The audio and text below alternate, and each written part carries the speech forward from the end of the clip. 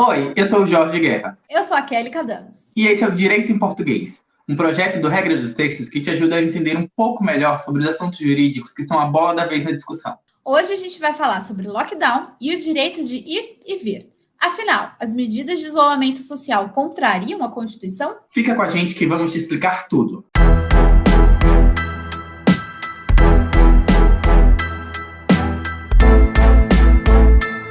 O Brasil atravessa o pior momento da pandemia de coronavírus desde que a doença foi descoberta e vários estados brasileiros já estão sem leitos de UTI para atender todos os pacientes. Já são mais de 250 mil mortos e 10 milhões e meio de infectados no Brasil.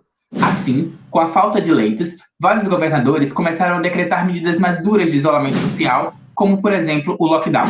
Nessa semana, secretários de saúde estaduais divulgaram uma carta pedindo para que o lockdown seja decretado em regiões em que a ocupação dos leitos esteja acima de 85%, com tendência de alta no número de mortes. Eles também recomendaram a adoção de um toque de recolher nacional, das 8 horas da noite até as 6 horas da manhã, e a suspensão das aulas presenciais. Com isso, já começaram os questionamentos sobre o direito de ir e vir previsto na Constituição. Esse direito está previsto no artigo 5º, no inciso 15, e ele diz o seguinte: é livre a locomoção no território nacional em tempos de paz, podendo qualquer pessoa, nos tempos da lei, nele entrar, permanecer ou dele sair com seus bens. Esse é um direito fundamental, e por estar presente no artigo 5º da Constituição, é uma garantia inviolável. Em momento nenhum você deve mexer. Como a Constituição é a regra máxima de um país, nenhuma lei, nenhuma norma pode ser criada desrespeitando o que ela diz. Isso quer dizer, por exemplo, que quando o Congresso Nacional elabora uma lei que contraria a Constituição, essa lei não tem validade. E quando duas regras dizem coisas contraditórias, vale sempre o que diz a Constituição. O mesmo deveria valer, então, para os decretos estaduais? Afinal, a Constituição garante a liberdade de locomoção, certo? Depende. Mesmo os direitos fundamentais, eles não são absolutos. E há outras coisas que devem ser levadas em conta nesse caso em específico da pandemia de Covid. A própria Constituição prevê situações em que esses direitos eles podem ser retirados. Como, por exemplo, no caso da prisão em flagrante. A pessoa ela vai ter o seu direito de locomoção, de liberdade de ir e vir, retirado pelo Estado. Não quero não!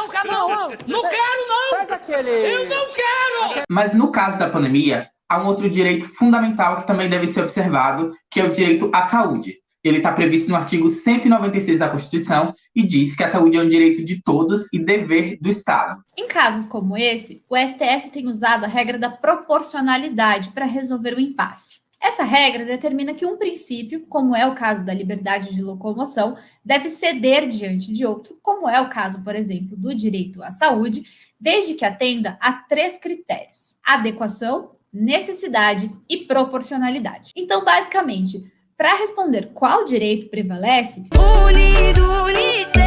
é preciso analisar se as medidas de isolamento decretadas são adequadas para conter o avanço do coronavírus. Considerando as recomendações da Organização Mundial da Saúde e a forma como outros países já lidaram com a questão do coronavírus, a redução do contato é a providência mais adequada para este momento. Nesse sentido, o primeiro critério de adequação ele já está garantido. Mas essa medida seria necessária?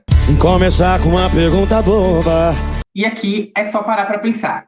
Existe alguma outra forma de impedir a proliferação do coronavírus? Sim, que seria a vacinação. Só que nós sabemos que ainda estamos muito atrasados nesse quesito. Pressa da vacina não se justifica. É um passo que ainda vai demorar um pouco para a gente conseguir ter uma imunização de massa através da vacinação. Mas não errei nenhuma. Não, você é burro, cara, que loucura. Enquanto isso, os leitos de UTI estão cada vez mais lotados e os médicos já estão tendo que escolher quem que eles vão poder salvar ou não, porque simplesmente não tem leito para todas as pessoas. Então, o lockdown, ele é sim uma medida extremamente necessária. Entendeu, velho?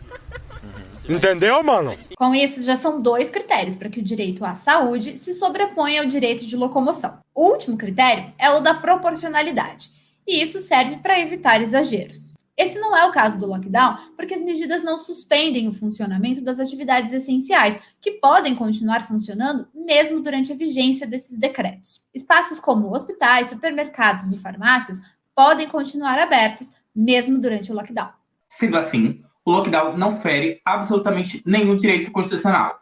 Muito pelo contrário, ele atende ao princípio da saúde que deve ser garantida para toda a população. Até porque ninguém pode se valer do seu direito à liberdade para colocar outras pessoas em situação de risco. Se você gostou desse conteúdo, dá um like no vídeo e deixa aqui o seu comentário. Não se esqueça também de se inscrever no canal e ativar as notificações. Assim você vai ficar sabendo sempre que tiver novidades por aqui. E se você tiver qualquer dúvida sobre como o direito se aplica à sua vida, deixa aqui nos comentários também, que a gente traz mais conteúdo para você. Até a próxima! Até!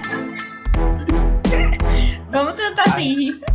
Ai, gente, mas é crise de desespero. Eu sei. Com as pesquisas já estão saindo, a gente tá piorando agora.